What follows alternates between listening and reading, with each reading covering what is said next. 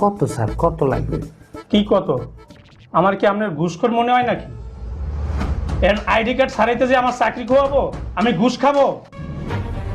এইরকমের কিছু মনে করেন না। যদি এইরকমের কিছু মনে করেন তাহলে অ্যাকশন নেওয়া হবে। আমি এই চেয়ারে বসে আমি ঘুষ খাইতে বসি নাই, দুর্নীতি করতেও বসি নাই। আমি সারা বাংলাদেশের কাউরে দুর্নীতি করতে দেবো না, ঘুষও খাইতে দেবো না, বুঝছেন? আপনারা যান। আর আপনাদের কারণে, আপনাদের কারণে এই মানুষগুলা ঘুষ খাইতে বাধ্য। কারণ আপনারা উস্কানি দেন, আপনারা ঘুষ সাধেন, মানুষের বাধ্য হয়। আপনারা যান, আপনার যদি ঘুষ দিতেই মন চায় আপনি বাইরে যান, বাইরে পেওন আছে, পেওনের হাতে দেন। যান ভাই, আমার কাজ করতে দেন, যান। এই দেখছো, এই জল খাইবে মহিষের নান গোলা করে খাইবে। আরে স্যার, এই জিনিস তো নেবেনি স্যার। পিয়নের মাধ্যমেই তো নিলেন, এই একই তো কথা। আমি তো জানতাম খোঁচা না মারলে মশা বাইরে না স্যার। পিয়নের মাধ্যমে তো নিলেন ঠিকই নাকি স্যার? আপনি কি বলতেছেন? আমি পেওনের মাধ্যমে ঘুষ খাই? আপনি তো রীতিমতো বেয়াদবি করতেছেন আমার সাথে। আপনার কাছে আমি ভোটার আইডি কার্ড বিক্রি করবো না। আপনি আমাকে চেনেন? আমি সারা বাংলাদেশে বলে দেবো কোন টেবিল থেকে যেন ভোটার আইডি কার্ড বিক্রি না হয়। আর কি বললেন ওটা, ভোটার আইডি কার্ড বিক্রি করবেন না মানে?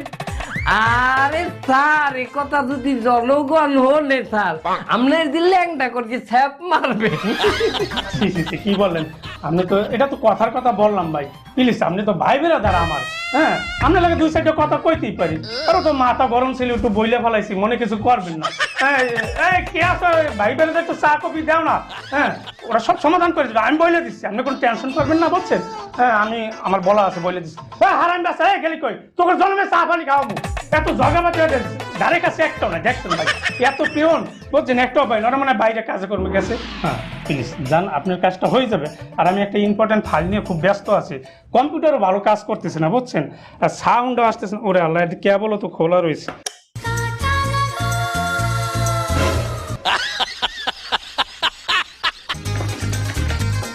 দূর আছে, বন্ধ আসছে নাকি? লেগে মেজাজটা খারাপ হয়েছে কিনা, পিওনটা লইয়া পাই না।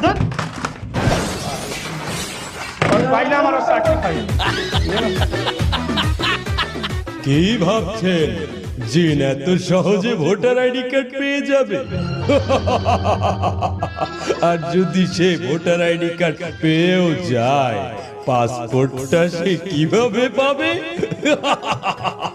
এটা জানতে হলে আপনাদের দেখতে হবে পরের পর্ব। আর পরের পর্বে আপনাদের জন্য অপেক্ষা করছি আরো বেশি মজা, আরো বেশি এন্টারটেইনমেন্ট।